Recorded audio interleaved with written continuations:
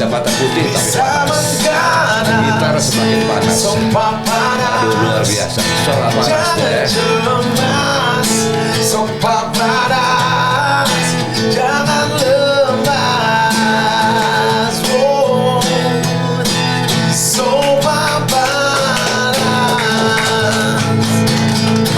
Aduh, Joffrey, suara makin bagus aja.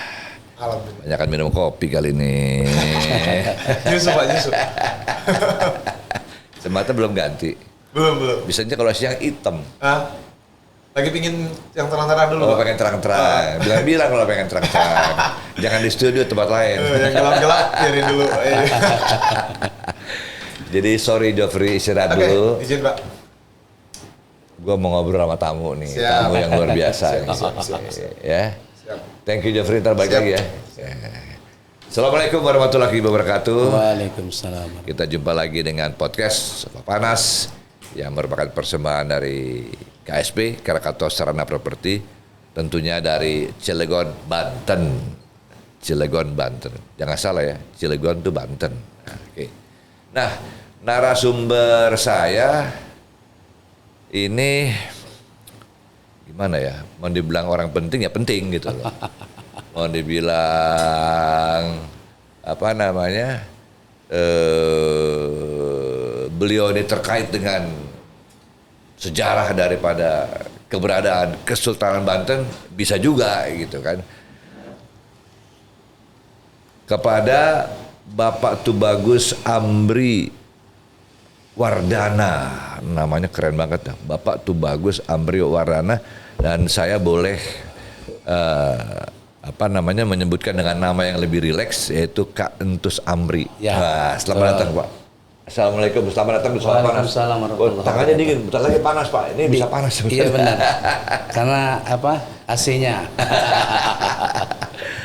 Nah, jabatan beliau adalah Sekretaris Jenderal Pemangku Adat Kesultanan Banten dan Ketua Badan Advokasi Kenadiran Kesultanan Banten.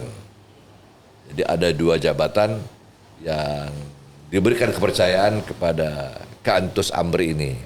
Langsung kita ngobrol mengenai Banten, Keraton Banten, dan apa sih itu Keraton Sorosoan, juga nama dari Sorosoan dengan berbagai macam latar belakangnya. Waduh, luar biasa. Itu ngomong-ngomong pakai lencana apa itu Pak? Ini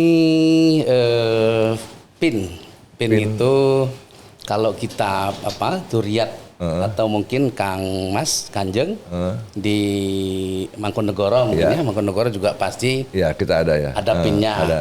Saya tahu kayak di Pakualaman. Ya. Nah, kalau ini namanya pin daripada Kesultanan Maulana Sunan Banten. Sorosoan ya itu. Ya enggak, ya ini Momolo.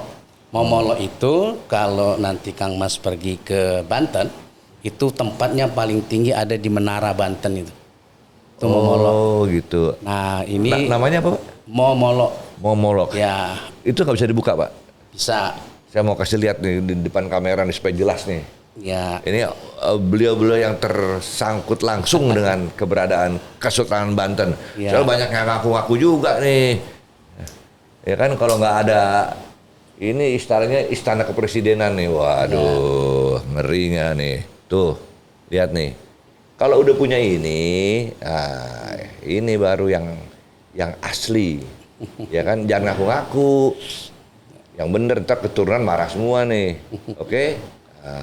Ya. Terima kasih Pak. Ini penanda pin lah. Penanda, ya. Pin dari lembaga pemangku adat. Pemangku adat Ya, ya. karena Oke. di Banten itu untuk mewarisi, meneruskan atau mempertahankan tradisi menjaga marwah itu ada lembaga pemangku adat Kesultanan Banten Ya. yang meneruskan mengurusin perwakafan tanah-tanah peninggalan Kanjeng Sultan.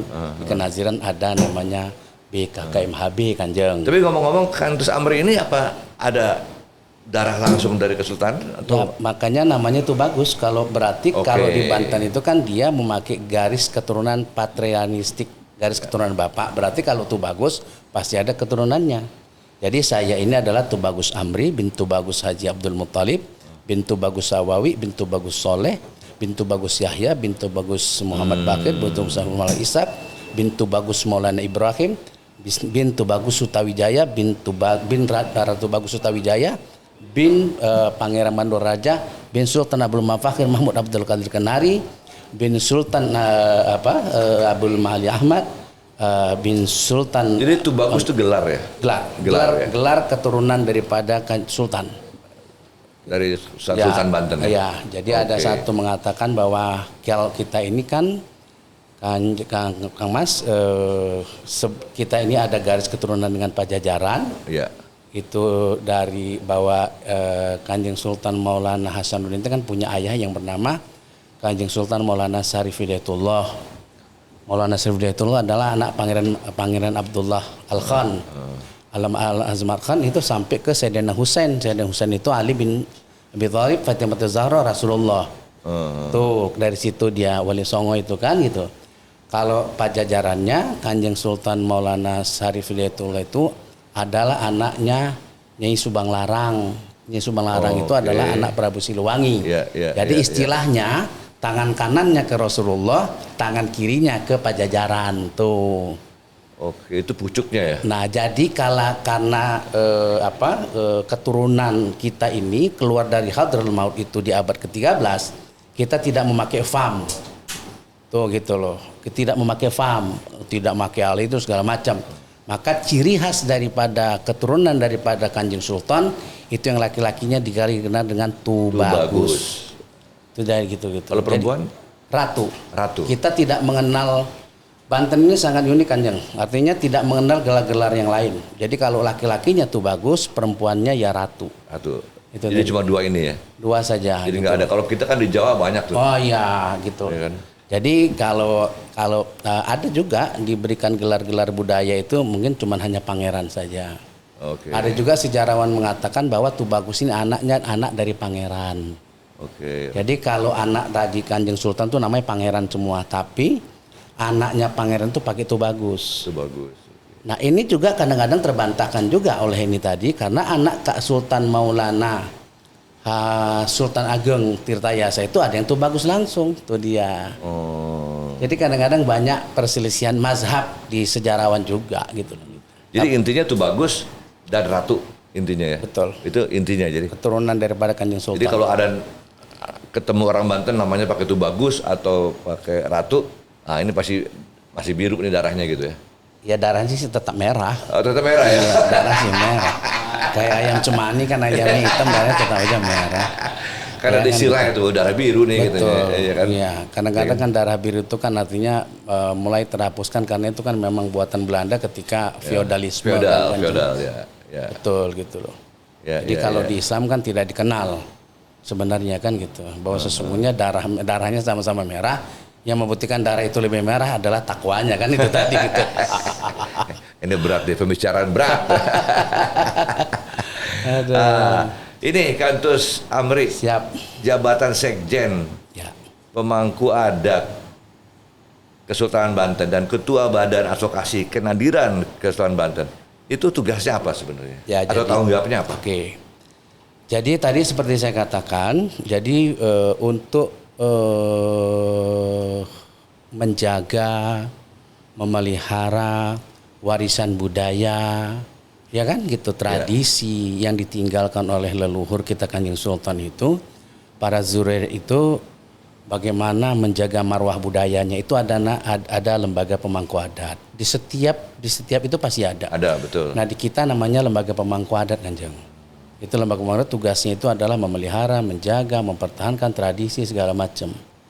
Nah itu ada 9 orang ada 13 orang yang mendirikan, termasuk saya salah satunya dengan para tokoh-tokoh para zuriat yang ada di Kesultanan. Ya. Itulah tugasnya. Nah saya sebagai pendiri dan sekaligus sebagai sekretaris jenderalnya di situ. Oke. Sebagai lembaga pemangku adat yang mengatur semua tata sebagai administrator lah ini tadi gitu.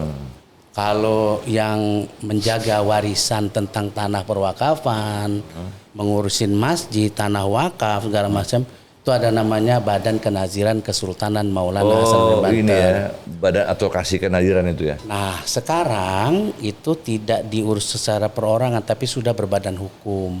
Oke. Nah, di situ ada di badan hukum itu ada badan pengurus, ada dewan pembina dan ada badan advokasi.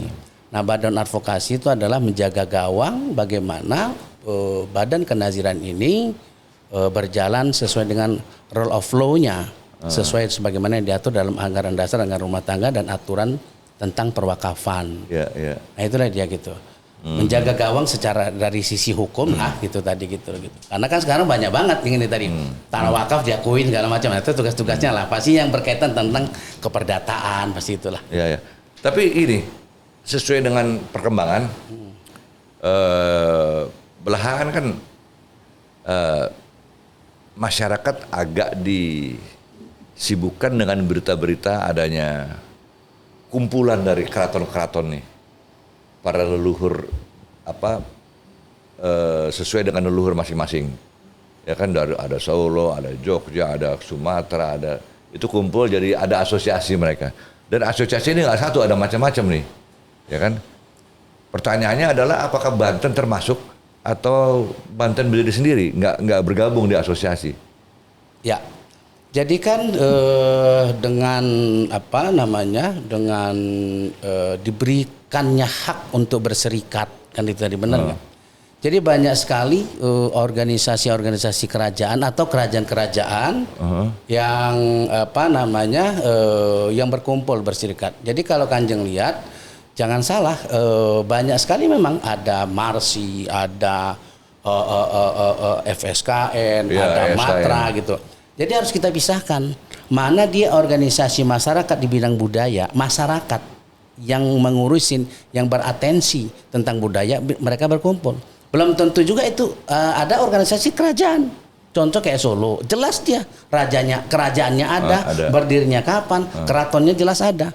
Ada individu yang berkumpul bersama-sama berserikat membuat sebuah organisasi masyarakat bidang budaya. Nah ini kadang-kadang nggak bisa kita bedakan karena semua pakai baju adat itu doang. Kan kita nggak iya dong, kan kita nggak bisa juga melihat, coba kamu buka itunya tuh anggaran dasarnya, pingin kita lihat benar nggak gitu. Jadi yang bisa, jadi ada dua, ada dia individu yang berkumpul bersama-sama, dia berserikat bersama-sama untuk melestarikan namanya organisasi masyarakat bidang budaya. Ada organisasi kerajaan, di mana berkumpulnya para kerajaan-kerajaan yang utuh. Contoh kerajaan masih ada. Silsilahnya jelas. Petilasannya juga ada. Oh, bukan hanya petilasan, peninggalan-peninggalannya ada segala macam gitu. Ada juga sekarang ini yang dia bangun sendiri, dia pakai baju adat, dia pakai pin aja kayak gini tadi gitu. Selesai, kumpul-kumpul. Iya. Kan itu. Nah, bagi orang yang nggak tahu dianggap raja. Dan jalan-jalannya di mall lagi. Nah iya. Nah, oleh karena gitu, benar nggak? Jadi gini, ini juga suatu pembelajaran bagi kita, pencerahan. Banyak sekali orang yang ini tadi, kalau pemerintah kan nggak tahu juga dia. Kadang-kadang pemerintah bertanya juga mana yang benar Pak, katanya kan tadi gitu. Jadi bisa kita pisahkan, bisa kita bedakan mana dia organisasi masyarakat ormas bidang budaya ini tadi, mana dia organisasi kerajaan. Jadi kalau di Indonesia ini tidak lebih dari 56. Itu yang berkumpul di bawah naungan Majelis Adat Kerajaan Nusantara namanya. Itu penuh dengan ini. Jadi kalau dia memiliki 5 syarat, 1 dia punya keraton, punya manuskrip, punya sejarah, punya keturunan, dia duduk sebagai dewan kerajaan. Kalau dia hanya zuriat, kayak di Banten tuh zuriat tuh. Di Banten tuh kan sudah terhapus kan, Jan. Sejak 1808 kan sudah nggak ada. Benar nggak gitu? Yang tinggal siapakah di Banten ini? Zuriat namanya, keturunannya. Kan itu tadi, keratonnya sudah tidak ada. Kan itu tinggal peninggalan. Bahwa berdiri dari tahun 1550 sampai 1808 selama 300 tahun, yes ada. Tetapi sejarah 1808 sampai sekarang kita sudah ditinggalkan oleh sultan itu sampai 240 tahun. Artinya apa? Itu tinggal zuriatnya saja. Mana bisa kita bilang sebuah kerajaan Kesultanan Banten lagi karena institusinya sudah nggak ada. Mimpi orang kalau mengatakan dia tiba-tiba muncul. Maka saya bilang tadi, mempelajari sebuah kerajaan harus melihat dari sisi susunan tata kenegaraannya. Sampai di mana dia, contoh kayak di Banten. Di Banten itu ada monarki absolut. Saya bilang tadi, di mana Kanjeng Sultan menunjuk sendiri anaknya untuk meneruskan tahtanya. Contoh, kayak Kanjeng Sultan Maulana Hasanuddin menunjuk sendiri Kanjeng Sultan Maulana Yusuf. Kanjeng Sultan Maulana Yusuf membaiat sendiri Sultan Maulana Pangeran Muhammad umur 9 bulan di dalam kandungan. Itu tadi. Pangeran Maulana Muhammad menunjuk ini tadi Kanjeng Sultan Sultan Abdul Mafakir Mahmud Abdul Qadir Kenari yang dimakamkan di Kenari, namanya Abdul Qadir. Itu tadi gitu loh. Usia 9 tahun ditisbahkan boleh. Nah, Abdul Mali Ahmad umur 15 tahun. Namanya Sultan Anom namanya meninggal tadi. Jadi kita harus tahu gitu, ini tadi gitu loh. Jadi sejarah itu harus kita pahamin gitu loh. Sekarang begini, terus Amri. Ya.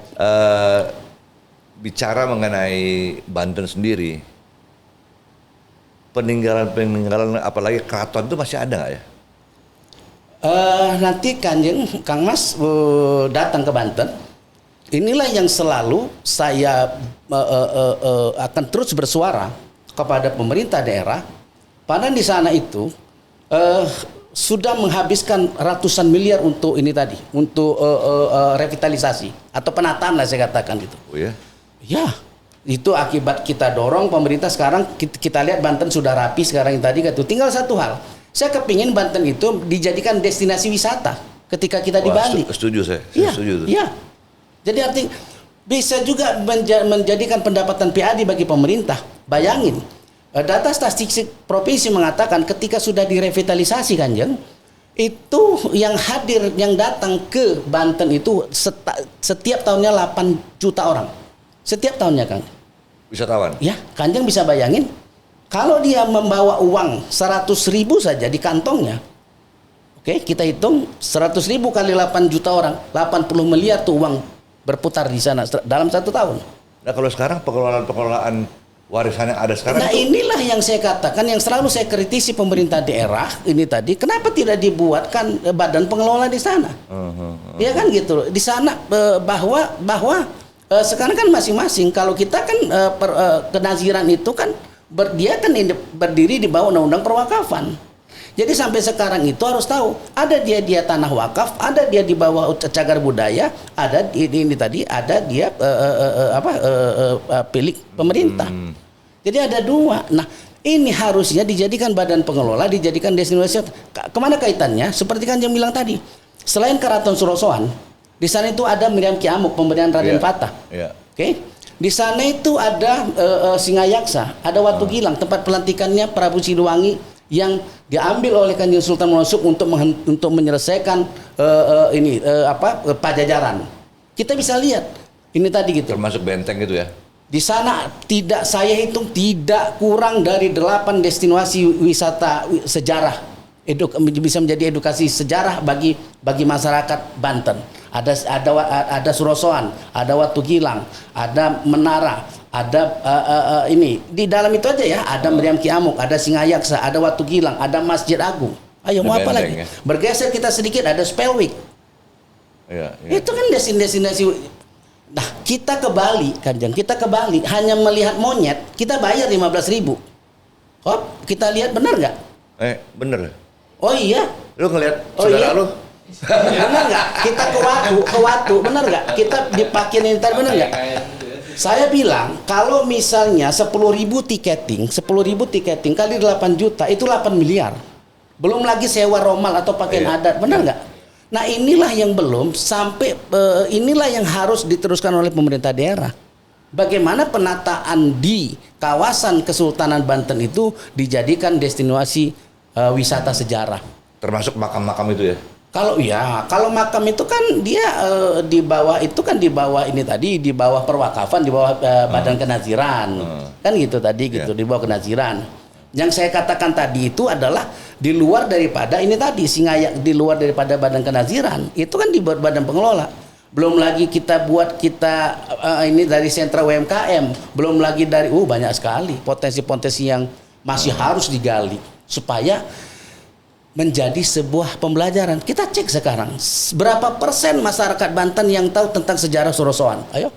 Berapa persen masyarakat yang tahu tentang sejarah Watu Gilang, tentang sejarah Meriam Kiamuk, tentang sejarah Singayaksa, tentang sejarah Menara? Ya kan? Pernah tahu nggak masyarakat Banten bahwa yang namanya toleransi beragama, yang dinamakan tentang hidup berdampingan, itu yang pertama kali mulai di Nusantara itu adalah di Banten. Cek, kita lihat abad ke-15 sudah ada vihara di sana. Abad ke-16 sudah ada kampung Cina di sana, namanya Pecinan. Benar nggak? Cek sejarah, yang membangun menara Masjid Banten itu namanya orang Chinese. Saya lupa namanya, yang dibagi saya ini yang dikasih gelar oleh Kanjeng Maulana Yusuf itu menjadi Pangeran Arya Wiraguna. Itu Oh, Arya Wiraguna ya. Iya. Saya lupa nama Cinanya, Allah alam. Nanti kita cek. Itu orang Chinese. Tapi ngomong-ngomong kok gereja nggak boleh ya? Di mana? Di Cilegon ini khususnya. Bukan tidak boleh kalau saya lihat tadi. Ini agak kita ini kan lah. Artinya gini, bukan tidak boleh. Saya kan juga termasuk yang mengadvokasi tentang persoalan itu. Artinya gini, mungkin bukan tidak boleh. Persyaratannya kita lihat dulu gitu. Itu kan ini ada juga. Ini kan kita harus saling karena Saya memang sudah dipolitisir ya. ya. Kalau kita orang hukum melihatnya dari sisi sudah terpenuhkah persyaratan-persyaratan yang dimaksud oleh undang-undang itu tadi. Itu aja gitu. Benar nggak gitu kan gitu. Jadi jangan ada manipulasi di dalam ininya gitu loh. Mungkin kalau ini sudah tersosialisasikan dengan baik, masyarakat Cilegon juga nggak parku-parku amat kalau saya lihat. Tapi kan yang namanya Banten, wilayah Banten, kan tidak hanya Cilegon, ada Serang, ada Iya, yang artinya gini, lain. Ya, kalau maksud mereka saya masih cukup untuk beribadat ke Serang sana, kan itu benar nggak gitu kan gitu. Kenapa harus ada Cilegon? Itu kan itu juga persoalannya. Jadi Kanjeng secara membahas itu kan harus komprehensif juga kita. Karena di Serang sudah cukup banyak, sudah cukup ada, sudah mewakilin. Apakah itu kita cek juga? Harusnya gini, kalau saya nih pendapat pribadi saya mungkin bisa aja salah. Cek dulu apakah setiap hari Minggu itu mereka ibadat sampai keluar-keluar. Kan gitu, ya Kak, sehingga memang sangat dibutuhkan gitu loh gitu. Cek Bancet namanya. Itu dia yang membangun menara masjid. Itu tadi. Tuh, itu orang Chinese. Orang Chinese. Kita kembali, kembali ini tadi. Jadi banyak sekali secara komprehensif kita lihat dulu persoalan itu. Tidak bisa kita bilang masyarakat Cilegon menolak segala macam ini tadi. Mungkin ada wasiat-wasiat yang ini tadi. Kalau saya datang, sudahkah terpenuhi persyaratan yang dimaksud dalam undang-undang peraturan pemerintah tadi? Jangan ada manipulasi di sana. Satu, yang kedua, kita cek lagi secara hubungan. Kan harus ada integrasi sosial juga, integritas sosial. Contoh misalnya gini, apakah sudah sangat dibutuhkan? Kan itu kita lihat juga gitu kan gitu. Kan gitu. Toleransi keberagaman ini kan tidak harus memaksakan kehendak juga, Kanjeng. Ya kan gitu, benar nggak? Artinya dirangkas sudah ada gitu. Bahwa masyarakat Banten sangat ini tadi, sangat toleransi. Sangat toleransi, Kanjeng. Itu dia. Ya, kalau kita bicara mengenai keyakinan, apapun keyakinan ini memang sensitif Pak ya. Bisa dibawa lari kemana-mana nih, saya takut juga jadinya kan, iya kan? Nah, ya sebenarnya kan kalau keyakinan itu urusan dia dengan sang pencipta, iya kan benar. gitu ya. Jadi masing-masing orangnya aja deh. Betul, iya, betul. Kan? Cuman artinya saya sangat ini tadi, kalau kita sependapat mungkin. Nanti gini, nggak boleh dilarang-larang orang beribadah. Iya betul. Nah, kan benar nggak gitu kan? Apalagi kita ini pluralisme, betul. Gitu kan gitu. Bahwa negara ini dibangun oleh bukan satu agama, bahwa kita bukan negara yang berdasarkan agama, kan itu tadi. Artinya tidak boleh ada pelarangan-pelarangan. Sebetulnya ya. Sebetulnya, makanya gini, tidak bisa juga kita mengatakan gini bahwa masyarakat dulu menolak segala macam. Kalau saya gini, ketika didatangin oleh para pendeta tersebut, saya bilang apakah sudah terpenuhi semua persyaratan? Apakah persyaratan tersebut dilaksanakan sesuai dengan ini tadi, tidak ada keterpaksaan, tidak ini, itu dulu nih. Sehingga kalau itu dibahas dengan baik, saya kira pasti ada jalan keluarnya itu kan. Saya kira gitu. Udah cukup lama tuh pembahasannya udah berjalan ya. Sampai sekarang bermasalah terus. Sampai sekarang karena itu tadi. Karena gini. Atau kebanyakan orang pintar kali. Karena mungkin gini, problem solvingnya tidak ditemukan. Misalnya gini, nggak boleh sama-sama ngotor bahwa gini, oh kami tanda tangan karena dipaksa atau dikelabui atau dikasih ini, nggak boleh seperti itu. Duduk semua bersama-sama, permasalahan apa? Karena pemerintah sudah mengatur, ada FKUB, ada Forum Komunikasi Umat Beragama, ada ini tadi, benar nggak? Oke, sampai di mana persoalannya ini tadi, benar nggak gitu? Cek lagi ini tadi. Sebagaimana saya pernah menyelesaikan persoalan gereja di Serang sana, ini tadi ketika itu ditutup oleh masyarakat, tidak boleh dibangun, saya tanya pendetanya, kau masih cukup nggak ini beribadah dengan ini tadi? Kalau masih cukup beribadah, untuk apa kamu bangun lantai 2? Kan itu tadi. Yang itu kan sangat sensitif ini tadi kan gitu. Kalau sudah tidak cukup bangun, itu selesai. Ketika kami selesaikan dengan pendeta, dengan Pak Kapolres segala macam. Jadi harus dengan kepala dingin lah. Problem solvingnya seperti itu. Komunikasi lah ya. Dia komunikasi itu yang paling penting. Paling penting. Sekarang komunikasi kita tuh udah hilang. Gitu ya. Komunikasi Itu tadi, dibungkus Pak, dengan egosentris. Kebanyakan orang pintar sama kebanyakan jagoan. Bisa jadi. Aduh, hancur nih.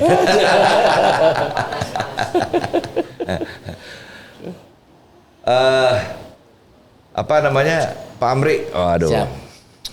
Ini sejarahnya Banten ini. Banyak orang bingung ini. Karena dari beberapa media elektronik kan pernah menayangkan juga. Lalu banyak juga mengundang pembicara-pembicara dan narasumber dengan berbagai macam kegiatan berbicara mengenai Banten. Boleh nggak secara singkat aja Pak Amri bisa menceritakan sedikit sejarah perjalanan Banten dari mulai adanya Prabu Siliwangi dan sebagainya itu? Ya, kalau sebenarnya gini kan Jeng, untuk berdiskusi tentang berdirinya sebuah perjalanannya sebuah kerajaan itu mungkin nggak cukup dengan podcast atau nggak mungkin 3. Ya pasti. Kalau kita masih ngopi nggak cukup dengan Yoi. air putih gitu kan gitu pasti nggak gitu. Pasti ada warnanya. Pasti ada warnanya. Ini kan gitu. Iya kan gitu. Ini. Tapi secara singkat gini gitu loh. Kalau saya kan saya hanya ingin gini kan Jeng. Ketika kita membicarakan sebuah literasi, kita membicarakan sebuah perjalanan sejarah, paling tidak kita harus rajin membaca dulu. Saya cek bahwa nanti mungkin sama-sama kita koreksi. Tidak kurang dari 49 sejarawan yang menceritakan tentang berdirinya sejarah Banten. Itu bagi kita orang hukum itu hanya bisa digunakan sebagai bukti sekunder. Artinya untuk kepentingan kita tidak bisa dibawa. Belum lagi manuskrip, belum lagi cerita rakyat, belum cerita legenda, belum cerita orang tuanya. Yang ini terkadang bagi sebagian orang ini tadi ini dijadikan satu sehingga Kanjeng bingung nih mana nih yang sebenarnya mereka ini benar nggak? Karena memang kehebatan kan Kanjeng Sultan Maulana Hasanuddin kan wali. Saya bilang gini, satu-satunya kerajaan, saya bisa cek, mungkin saya kekurangan ini juga, atau nanti bisa cek. Kerajaan Islam Banten itu didirikan, bukan kesultanan dulunya, kerajaan Islam Banten namanya. Harus tahu, ya kan gitu. Tahun 1638 baru berubah dia menjadi kesultanan ketika sudah ditasbihkan oleh Syarif Zaid di Mekah. Itu tadi gitu. Pertamanya kerajaan Islam. Raja pertamanya Panembahan Surosoan namanya. Maulana Hasanuddin raja. Oh, Panembahan Surosoan tuh. Iya, yang nama pertama jadi. Iya, nah gelarnya Panembahan Surosoan. Karena pasti ini juga gelar-gelar seperti ini masih terjadi debatable. Kenapa? Karena kita ini tadi satu, kalau saya mengambil ini tadi Maulana itu adalah gelar ini tadi karena dulu kita ini kan sebelum berdaulat tahun 1550 kita kan di bawah Demak. Sebelum di bawah Demak itu kita di bawah Pajajaran. Nama adipati kalau kita bilang kalau di sini namanya Pucuk Umun. Pucuk Umunnya di sini Prabu Surosoan. Surosoan aja Kanjeng itu ada debatable apakah namanya Surosoan atau Surasoan. Karena Surasoan itu dia anaknya Surawisesa. Surawisesa itu adalah Prabu Sulangi di abad ke-15 dan ke-16. Punya anak namanya Surosoan. Itu yang benar, guys? Nggak ada yang benar, itu yang benar. Jadi gini, ada dia itu kan mazhab saja. Benar nggak? Ada dari 49 sejarawan hanya 2 Husain Jayadiningrat mengatakan sebutannya bukan Surosoan, bukan Surasoan, tetapi Surosoan. Tapi 47 sejarawan mengatakan itu bukan Surosoan, tapi Surasoan. Tapi kan tidak berubah makna, benar nggak gitu? Hanya sebuah nama, kan itu benar nggak gitu? Sama dengan Prabu Surawijaya atau Suranggana, ada Serenggana, bisa saja. Itu kan istilah yang kita ini tadi gitu. Apapun itu namanya Surosoan. Kalau saya lebih mengenal Surosoan, karena kita dialeknya folklornya folklor Jawa, kan gitu loh, iya kan gitu. Nah, oke, itu kan nama Prabu Surosoan. Di bawah raja, di atas ajar. Prabu Surosoan punya anak punya anak satu anak pertamanya. Kalau kita buka babat Banten, dia anak pertamanya Kawung Anten, Nyi Ratu Kawung Anten, anak keduanya Suranggana, Prabu Suranggana. Kalau dibuat babat Cirebon, anak pertamanya Suranggana, anak keduanya Kawung Anten. Itulah dia istilahnya. Itu kan mazhab saja. Ini tadi pendapat aja, ya kan gitu. Nah, karena ada satu istilah kalau kita bilang Kanjeng Sultan. Tapi mazhab begitu pasti kan? Pasti apanya? Tadi dikatakan bahwa itu hanya mazhab saja. Tapi mazhab itu sudah mewakili kepastian sebetulnya. Kan? Iya, artinya gini, tidak merubah konteks sebenarnya kan gitu Kanjeng. Silakan saja. Iya. Di satu sisi ada sejarah mengatakan Kanjeng Sultan Maulana memanggil Suranggana itu Mamang. Ada satu kan gitu aja kan gitu kan sama-sama kita baca saja. Apapun ceritanya kan tidak menghilangkan konteks bahwa mereka anak Prabu Surosoan. Ya. Kan itu tadi gitu. Ya kan? Apakah itu sebutannya yang 47 mengatakan itu Surasoan atau ini tadi kan orangnya sama aja. Ya kan benar nggak? Betul. Oke. Tidak ada perubahan. Tidak misalnya gini, wah ini salah nih kamu buat namanya The Surasoan, harusnya ganti dengan Surasoan. Kan nggak menghilangkan konteks juga, tidak menghilangkan arti. Kan itu. Ya, Oke. kembali yang mazhab tadi ya. Ya. Jadi itu nama ketika dia membangun keraton itu diambillah namanya dari nama kakeknya Surosoan. Surosoan itu adalah anak daripada Kentring Meni. Kentring Meni itu anak Prabu Siliwangi yang keempat.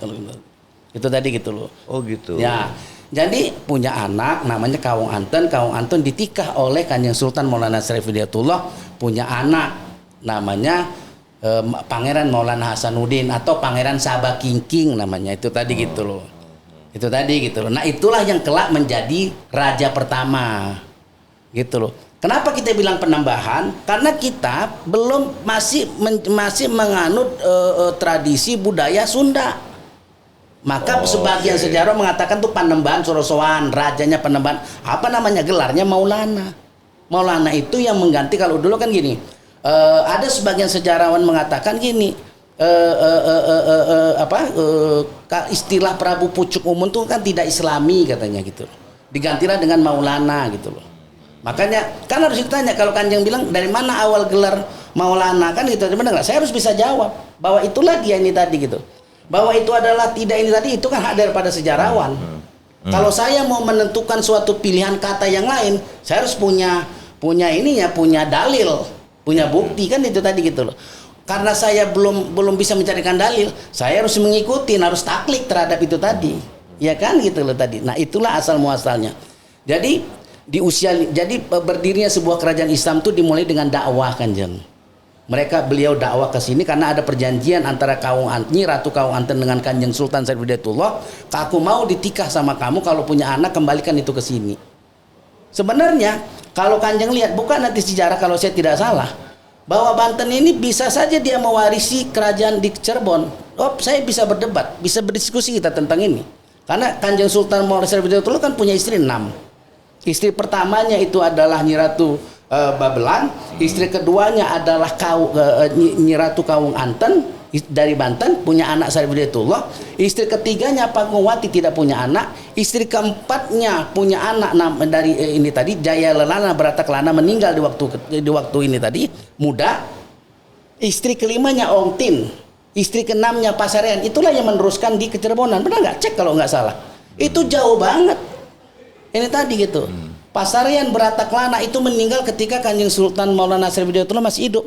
Yang mendengarkan semua petuah-petuah wasiat daripada Kanjeng Maulana Syarif Hidayatullah adalah Kanjeng Sultan Maulana Hasanuddin. Nah, kalau saya pernah dengar itu almarhum Kanjeng Sultan Hasanuddin, Maulana Hasanuddin ya, putranya Sunan Gunung Jati.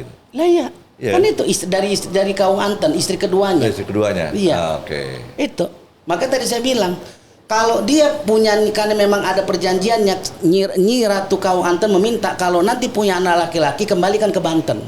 Jadi nggak dikasihkan. Sebenarnya yang berhak untuk mewarisi itu ya Kanjeng Sultan Maulana Hasanuddin untuk menjadi ini tadi gitu. Tetapi beliau tidak mau, beliau berdakwah umur 15 tahun sudah diantar orang tuanya untuk dikenalkan kepada kakeknya.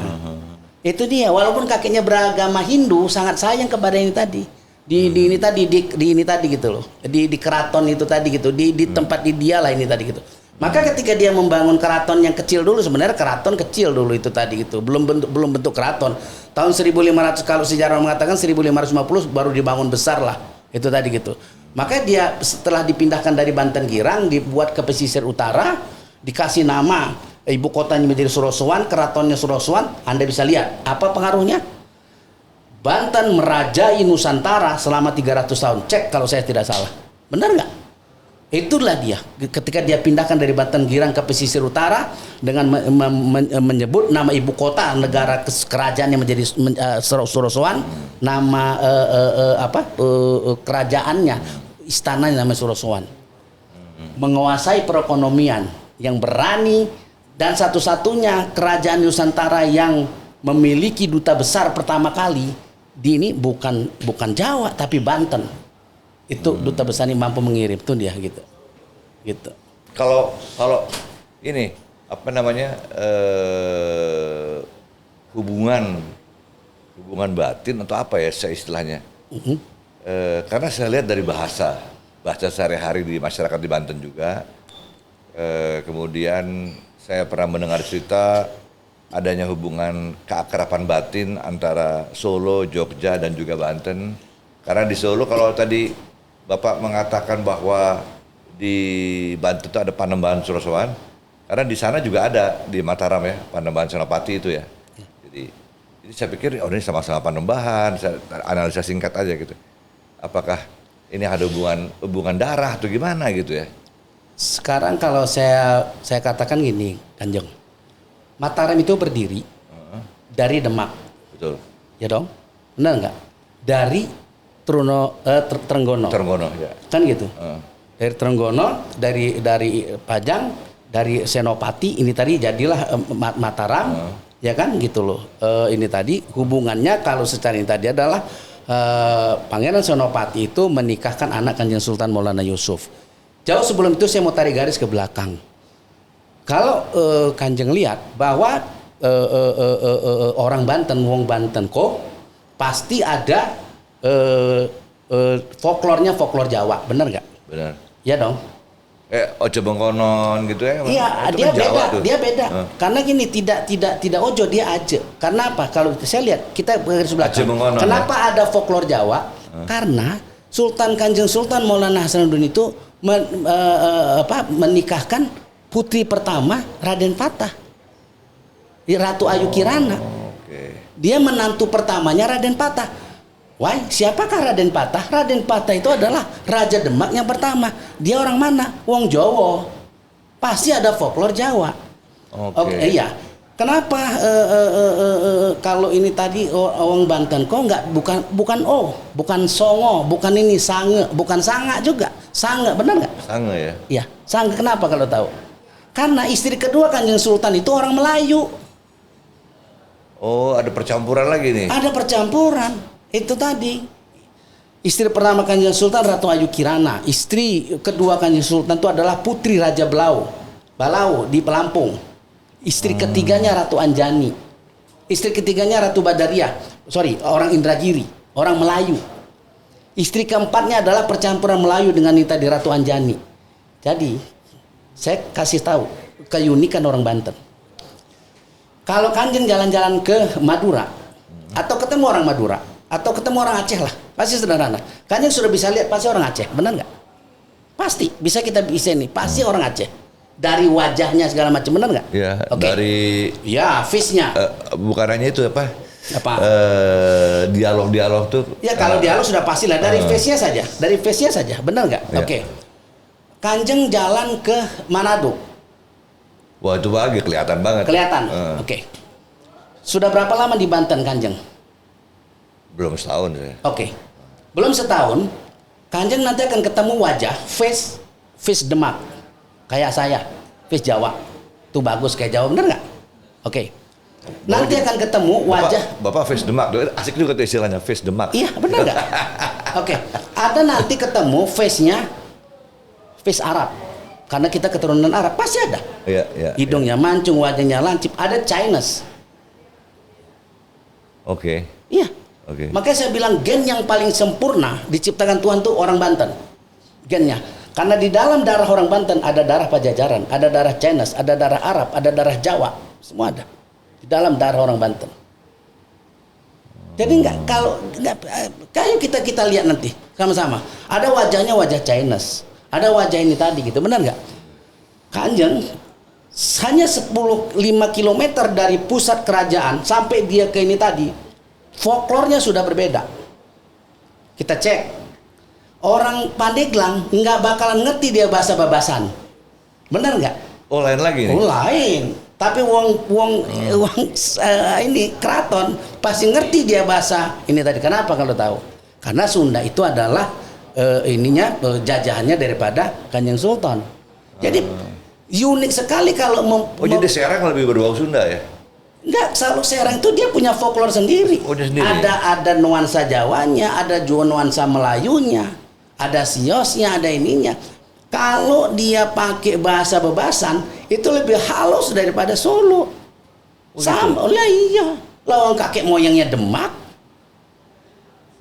Banten ini adalah sebuah kerajaan tertua di Pulau Jawa, benar nggak? Setelah Demak, Demak punya putri pertamanya Ratu Ayu Kirana ditikah oleh Kanjeng Sultan. Punya ini tadi, punya anak ketiga namanya Raden Trenggono. Raden Trenggono itu punya anak sampai ke Joko Tingkir. Joko Tingkir dibantu oleh Pangeran Senopati atau Pangeran ini tadi, membukalah namanya Mentoa, atau kita bilang ini tadi apa namanya yang Mataram. Ya, yang menjadi dua ini tadi. Nama Senopati menjadi menantunya Kanjeng Sultan Maulana Yusuf. Coba cek. Kalau Mataram Islam? Ya sama itu. Ya? Itu dia Mataram Islam tadi Kanjeng. Jadi unik kalau kita buka. Maka saya bilang tadi kalau kita mau bicara ini secara singkat aja. Kalau kita mau bicara tentang Banten, nggak cukup 3 hari 3 malam. Nggak cukup dan nggak bisa minum air putih, mesti minum yang lain. Kita mau bicara gini aja. Kita mau bicara tentang peninggalan saja.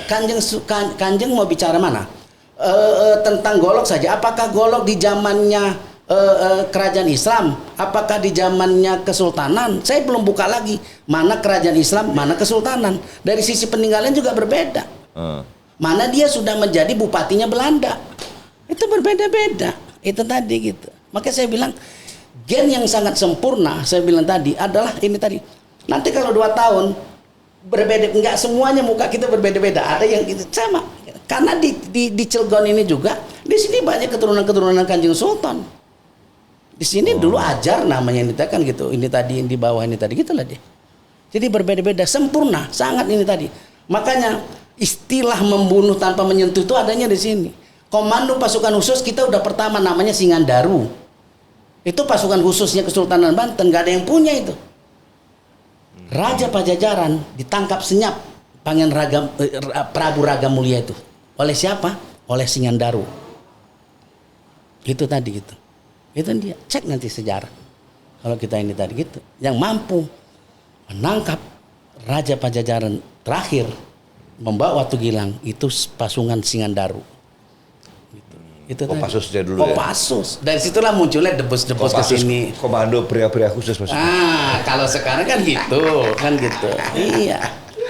Makanya munculnya gitu. Dan yang mampu cek nanti sejarah kalau saya tidak silap, yang membebaskan keturunan dari Raja Cirebon yang diculik oleh Amangkurat II itu Banten, sehingga dipisahkanlah itu Kasepuhan dan itu ke Kanoman, itu Banten. Sultan itu siapa dia? Pasukan khusus kita gitu. Jadi memang kalau istilah membunuh tanpa menyentuh itu memang ada sanadnya. Kalau dalam istilahnya gitu ada sebuah asbabun nuzul anjang gitu.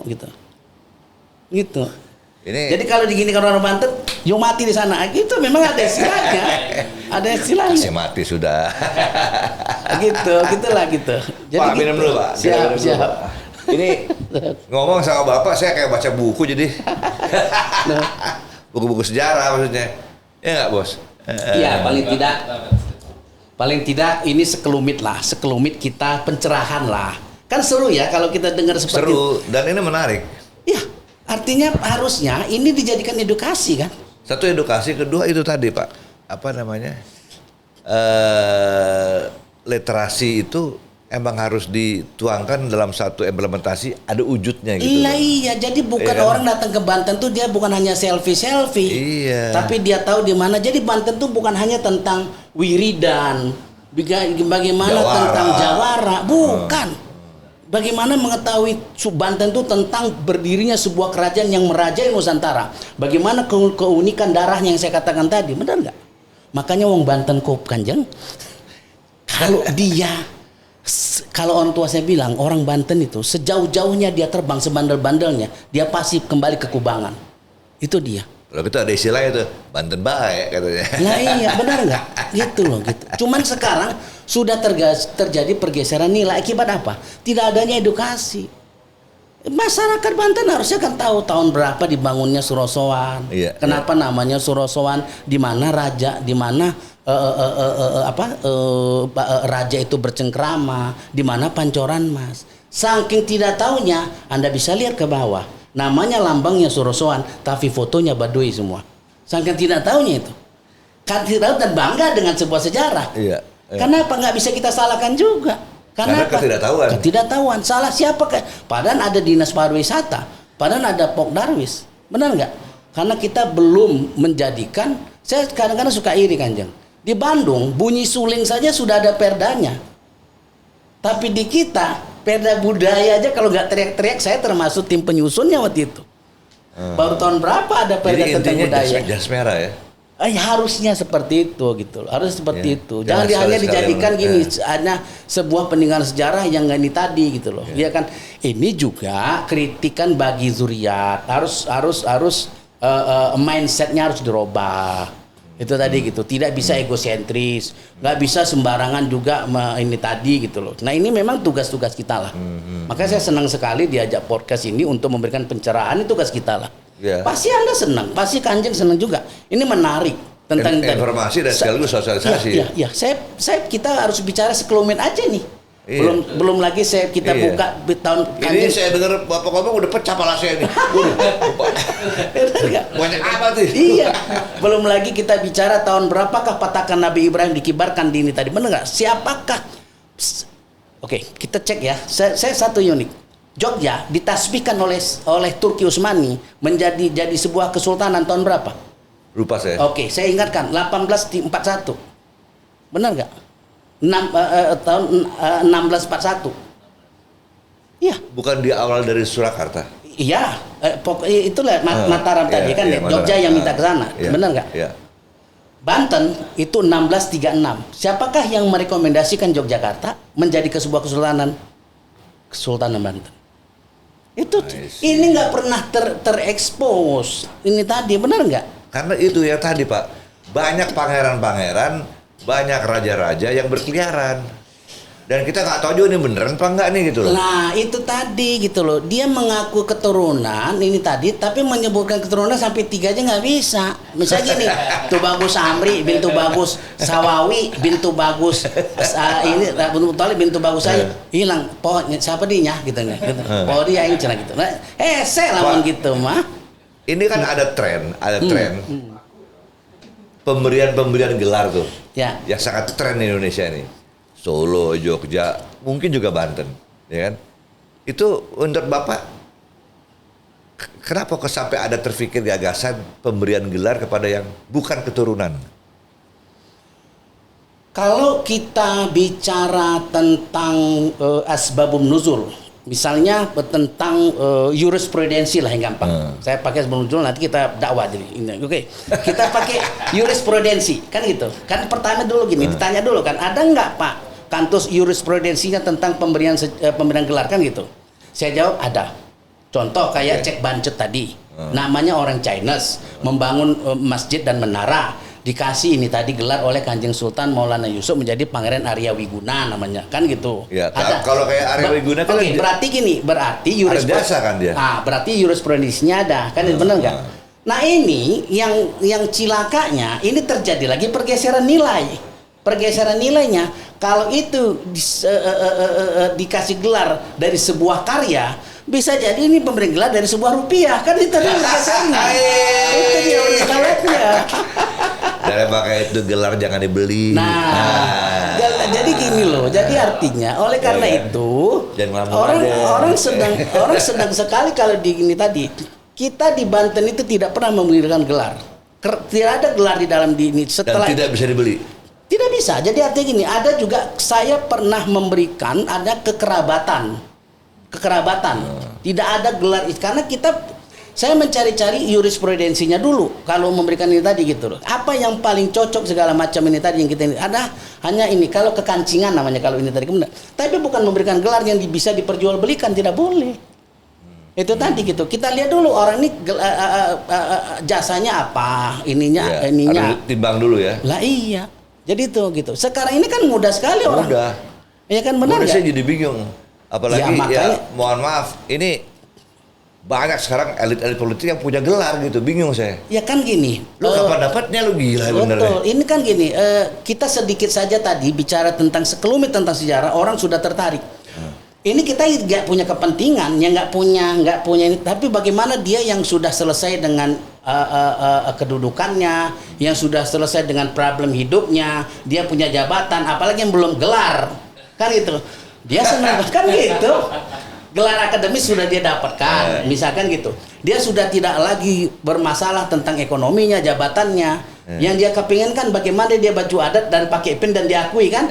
Nah sekarang ini muncul. Itu lebih kepada gengsi sebetulnya. Betul. Muncullah komunitas-komunitas orang. Sebagian orang ini harus bisa kita kembali lagi. Harus kita bisa bedakan mana sekumpulan individu yang dia berkumpul bersikap bersama-sama untuk melestarikan budaya. Ormas bidang budaya, mana dia organisasi kerajaan. Kan itu tadi gitu. Raja sama punakawan kalau dipakai baju raja bisa jadi si punakawan itu yang ini tadi kan gitu. Betul. Benar. Orang bingung saru gitu. Kadang-kadang rajanya biasa-biasa aja. Biasa aja betul. Kalau kita cek filosofinya, apa filosofi? Jenderalnya diam-diam aja. Yang paling galak tuh Tengjen. Tetangga jenderal. Kan gitu. Asik nih asik nih. Sekarang banyak Tengjen. Bener gak? Jenderalnya mas sopan ketemu sama kita. Tengmen, Tengpres. Ya kan tetangga presiden, tetangga menteri, tetangga jenderal banyak sekarang. Gitu. Jadi nggak usah heran, apalagi tahun politik. Ya kan gitu. Itu mengerikan, Pak. Lah iya. Mengumpulkan 264 raja dan sultan, mana rajanya? Benar gak gitu kan gitu. Kita juga bisa nanti kita bangun aja rumah adat, kita pakai kan gitu. Yang saya bingung lagi ini organisasi diakui pemerintah. Ini diakui pemerintah. Makanya harus ada solusinya apa? Inilah yang sekarang saya tawarkan. Nanti kita dimasuk dalam prolegnas. Ini tadi harus ada undang-undang tentang kerajaan. Betul. Harus ada sebuah badan di bawah presiden yang mengurusin ini tadi. Bahwa pemilik saham terbesar daripada republik ini adalah kerajaan. Benar nggak? Betul. Oke. Itu harus diakomodir. Itu setuju. Jangan cuma raja-raja itu diakomodir oleh pemerintah untuk difoto-foto aja. Benar nggak? Itu tadi gitu loh. Iya kan harus kita ini kan gitu. Gitu. Ya udah begitu, Pak. Jadi yang penting foto dulu deh. Gue udah datang ke sana gitu kan. Ya kan? Foto dulu. Gue masih ada darah sana, foto lagi. Iya. Ini kan susah nih kayak gini nih kan. Ceritanya pakai foto kan. Betul. Iya kan? Aduh, betul. Pak ini kan sesuai dengan predikat jabatan Bapak di Kesultanan Banten, ya kan? Sampai hari ini Bapak melihat ada apa dengan masyarakat Banten, khususnya Cilegon, yang kok kayak sepintas lalu aja mengenai sejarah Kesultanan Banten gitu. Apakah karena sosialisasi, komunikasi, informasi, atau emang itu kan dulu jadi seperti meremehkan gitu loh. Padahal Banten di daerah lain itu disegani loh. Ya, jangan salahkan masyarakatnya. Kalau girohnya tidak dibangkitkan, benar nggak? Kalau giroh kecintaannya itulah yang dihilangkan oleh kolonial Belanda. Pada 1808 menghilangkan giroh ketika itu dia. Iya, sampai sekarang giroh itu hilang di kita. Itu hebatnya kolonial itu. 1808 surat dikirimkan oleh Denles dengan Jenderal William de Puy namanya untuk menyerahkan 10.000 rakyat Banten untuk melaksanakan membuat pangkalan militer di Anyer. Apa kata Raja Banten? Itu Sultan Akhliuddin namanya, Sultan ke-18. Jangan salah, bukan Sultan Safiuddin tapi Akhliuddin. Ini saya luruskan ini. Kalau ada orang bilang Safiuddin, itu salah Wikipedia itu. Boleh berdebat sama saya. Tapi apa dia balas? Apa kata Sultan Akhliuddin kepada ini Pangeran Wirabuminya itu namanya Wirabumi Wiradikja namanya. Apa dia bilang? Dia balas suratnya, biarkan rakyatku hidup dalam kebodohan, biarkan rakyatku hidup dalam kesusahan, biarkan rakyatku dalam kemiskinan, tetapi tidak akan aku biarkan rakyatku tunduk dan patuh kepada kolonial. Apa yang terjadi? Jenderal William Defoe itu dipotong oleh Wiradikja di depan Surosoan. Tanggal berapa? Cek tanggal 16. Oke, 10 Oktober. Setelah itu apa yang terjadi? Darahnya itu hebatnya orang Banten. Dia nggak mau. Ini tadi makanya kita tidak dikasih suap raja, kita dihancurkan secara mentalitas. Keraton-keraton kita dihancurkan. Darah Jenderal Defoe, saya cerita itu pasti akan merinding darah saya. Itu darahnya itu diambil oleh Wiradikja, itu distempelkan ke sini, dikirim ke ini ke Denles. Tanggal 18 kita diserang habis-habisan. Itu tadi. Itu ya. Momen hancurnya 18. Tanggal 21 diumumkan oleh Denles bahwa Kesultanan Banten sudah terhapus dan terserap masuk ke dalam wilayah Hindia Belanda. 1808, Kanjeng lihat sampai ke sini 2000 ini sudah hampir 240 tahun. Apa yang terjadi? Saya bilang tadi, giro kita dihilangkan. Kita mencari eksistensi sendiri-sendiri. Kalau Kanjeng lihat yang ini pakai budaya ini segala macam ini tadi, tapi tidak pernah diberikan pengetahuan tentang sejarah yang benar. Akhirnya apa? Mereka tidak mau tahu, dan dia tidak mau tahu itu kan didasari oleh ketidaktahuan. Kan itu dulu. Kalau dia tahu, dia pasti menghargai. Itu tadi. Gitu. Ya, saya lihat seperti nggak punya interest ya. Ya karena tidak tahu.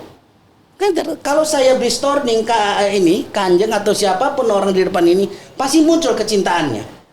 Sekurang-kurangnya dia pasti bertanya, bagaimana sih pakai Romo? Dari ya kan? Daerah lain saya menghormati datang ke makam ziarah gitu. Betul. Ya kan? Saya juga bingung nih, wah.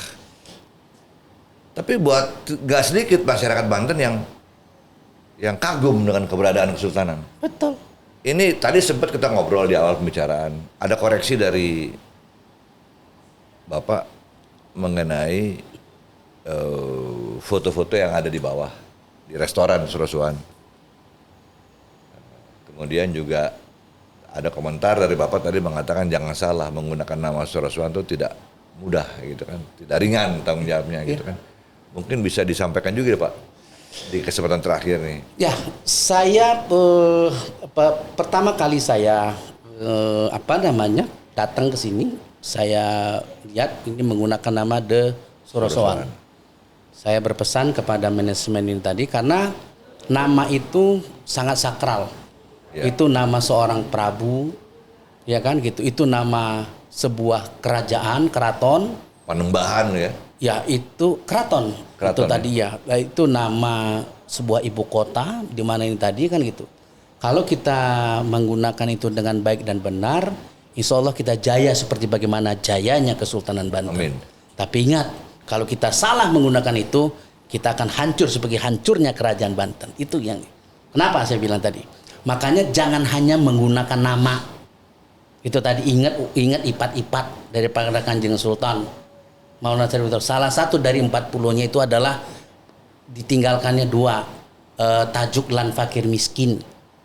Tajuk itu adalah masjid. Ini tadi fakir miskin itu adalah orang yang tadi. Apa artinya di situ? Perhatikan kalau kamu usaha itu tadi, perhatikan itu tadi. Salah satu itu banyak banget dari 40 nanti nggak selesai. Kita ngopi lagi. Saya pesan 2 aja. Oke. Yang ini tadi, yang namanya itu sakral. Yang kedua adalah kalau Anda menggunakan nama Surosoan, maka gunakanlah foto-foto itu tadi yang berkaitan dengan Surosoan. Terus jangan hanya berorientasi untuk profit oriented, tapi bagaimana Anda melestarikan budaya. Kan gitu. Jangan lebih ke komersil ya. Ya paling tidak sekali-sekali ada tarian katuran rawu, ada rampak beduk. Rampak beduk ya. Ya kan gitu. Ada misalnya kita buat di sini ini tadi nggak ada salahnya kok manggil anak yatim, tapi dengan bagaimana nanti menyambut rampak Ramadan gitu. Benar nggak gitu? Itu tadi gitu. Ya. Kalau kami sebagai yang menaungi daripada lembaga pembangunan senang-senang saja sih, benar kan gitu tadi gitu loh, mendukung ya kan, kita bisa bekerja sama, bahkan nanti artinya apalagi kalau bisa Surosoan ini menciptakan makanan-makanan, kalau berani memakai nama Surosoan paling tidak ada ciri khas makanannya di sini, makanan khas Surosoan. Apa itu rabek namanya itu ya kan, makanan Rabek Bandeng itu ya? Bukan. Macam-macam ya? Itu rabek, itu makanan kesukaan Kanjeng Sultan, harus ada. Benar nggak? Gitu. Nah kalau kita di orang Di bawah ada ya? Ada rabek itu. Iya, harus ada. Pecak bandeng gitu-gitu. Oh iya, di bawah pecak bandeng ya? Harus ada Pecak gitu bandeng, tadi. iya, Gitu. iya. Nah itu, jadi bukan hanya dia sebagai bisnis tapi sebagai ini tadi, itulah. Jadi jangan kan sekarang banyak orang begitu. Yang penting keren nih dapatkan nama ini. Selanjutnya isinya apa? Ya terserah gue lah. Yang penting gue dagang kok. Gitu. Iya. Ya kan? Betul. Kan ada yang begitu juga. Betul. Pak sedikit aja Pak, saya mau tanya sedikit aja.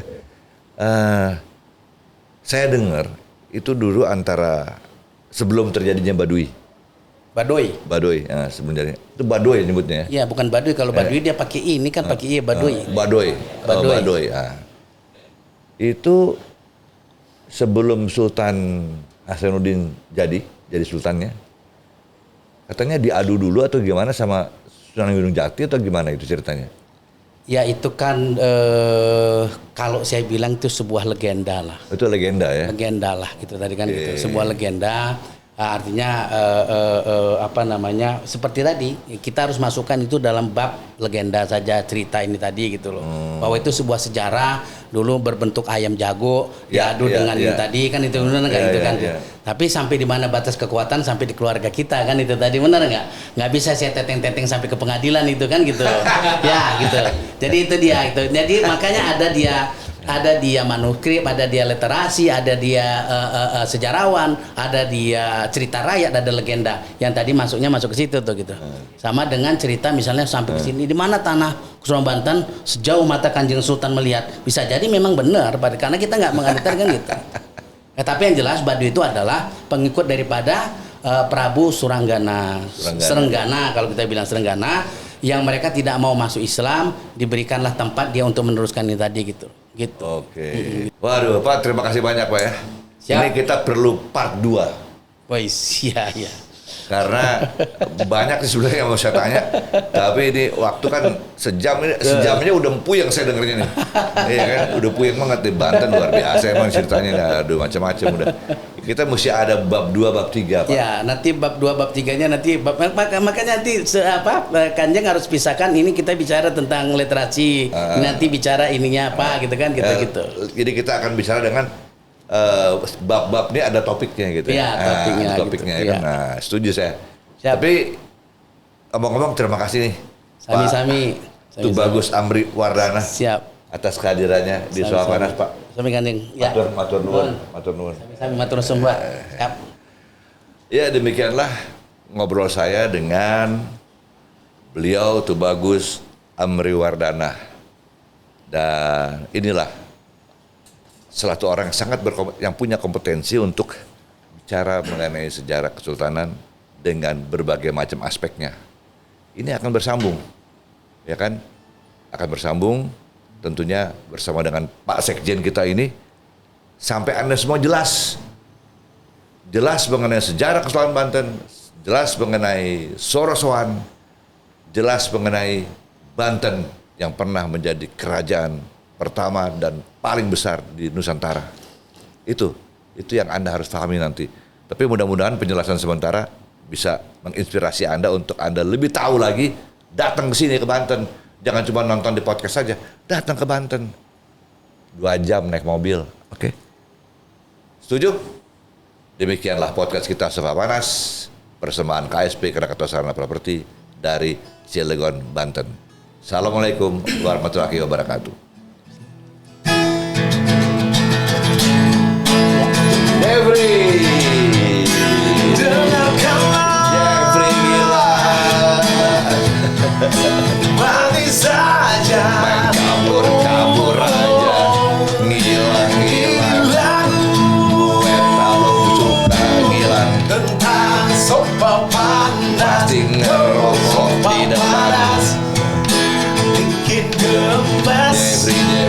dengan Uno Jeffrey. Bisa mengganas, sumpah panas. Ganas, lemas, cemas, sofa panas. Sumpah panas. Jangan